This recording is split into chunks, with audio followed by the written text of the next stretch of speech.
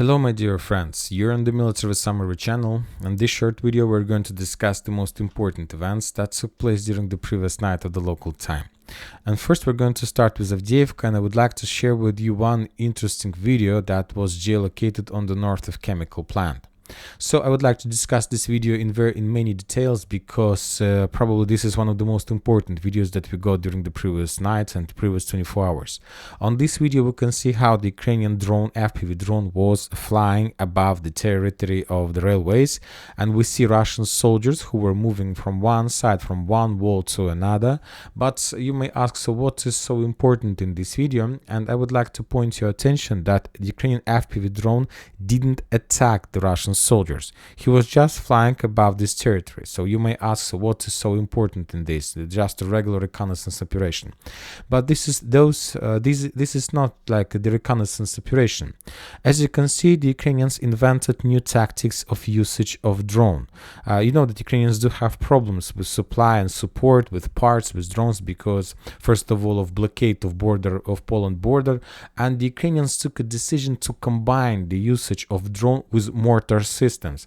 On these videos you can see how the Ukrainian drone are flying above the Russians. At some point the Ukrainian drone start moving forward in direction of Russian soldier,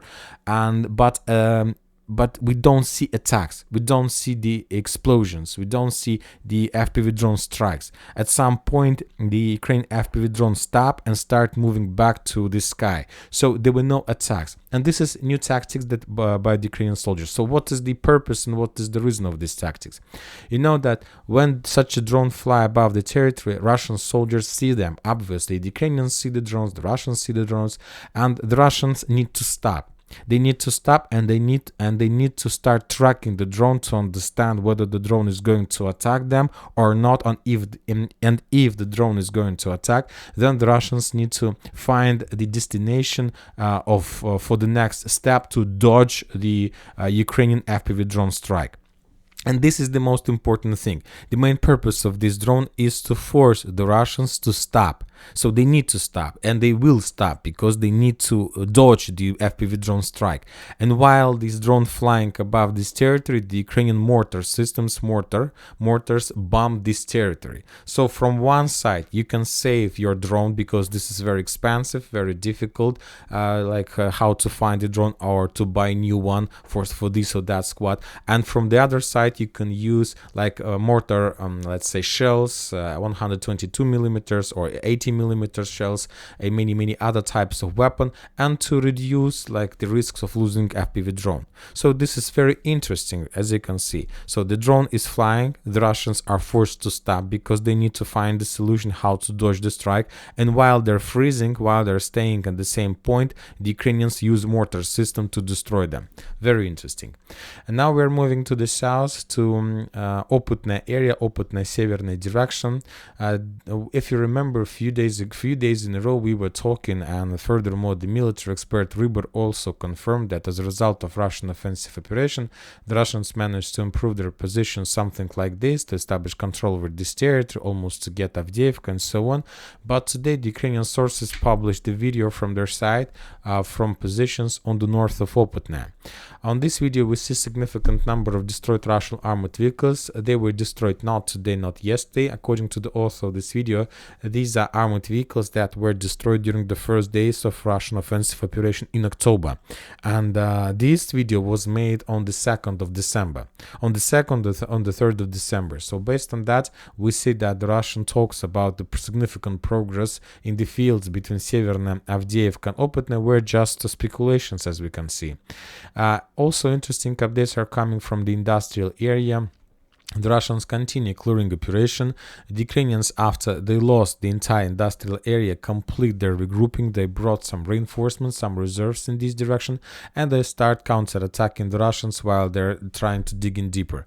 As I understand, the Russians still haven't managed to dig in deeper in this area. They need more time, as I understand, because the Ukrainians do have possibilities to counter-attack from the residential area of Avdiivka, from the northern forest, from Tsarskaya Okhota foothold, stronghold. So what I'm trying to say that there are still heavy clashes, and currently it's unknown how much time the Russians need to complete the regrouping process and to start or renew offensive operation further in the central and the southern part of Avdiivka.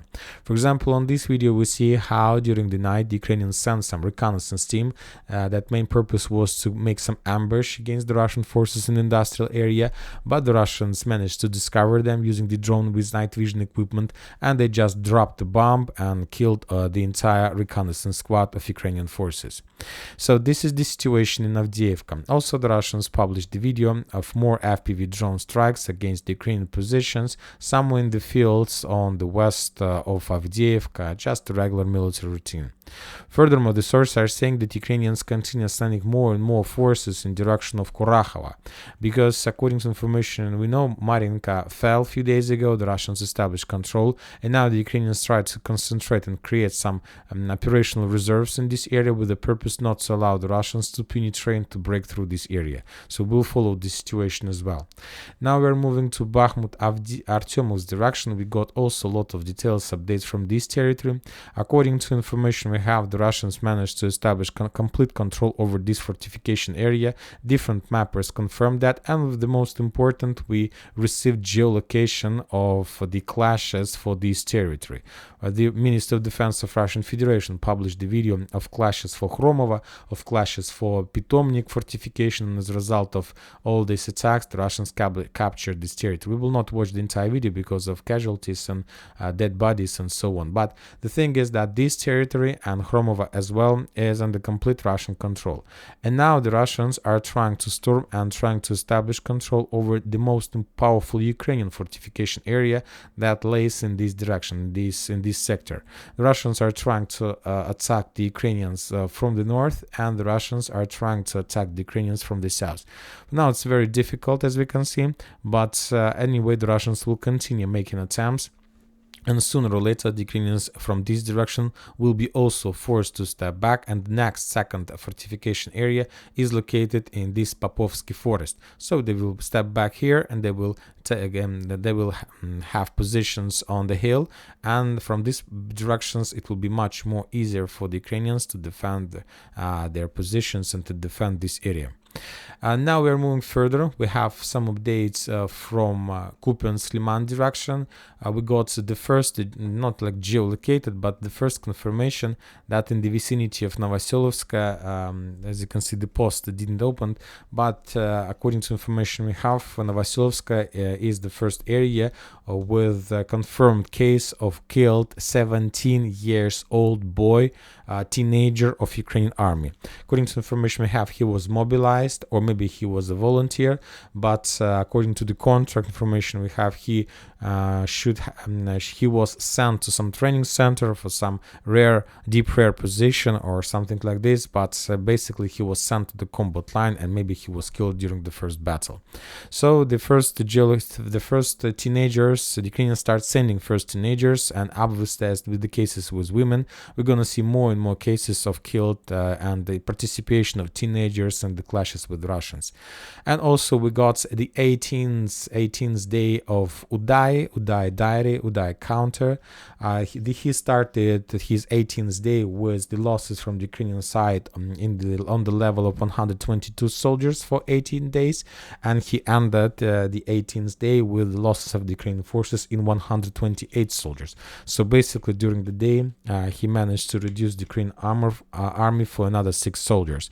So for now maybe it's not so interesting to follow, but imagine yourself the numbers that we're going to see in a month, or in 2 months, let's say in March and February. The numbers will be about around 1 battalion, and obviously then the story is going to be completely different. And imagine yourself the numbers when you're going to see the numbers around 1,000 soldiers. Obviously this is going to be completely different story as well. And the Russians continue clashes and bombardments of the Ukrainians in the vicinity of Kherson direction. On this video we see the Russians managed to discover the Ukrainian FPV drone position and to destroy it. And that's it for the short video. Military Summary channel reminds we condemn any violence in the world. Thank you for watching. Subscribe to my channel, put your likes, join my Patreon, and have a good day. Bye bye.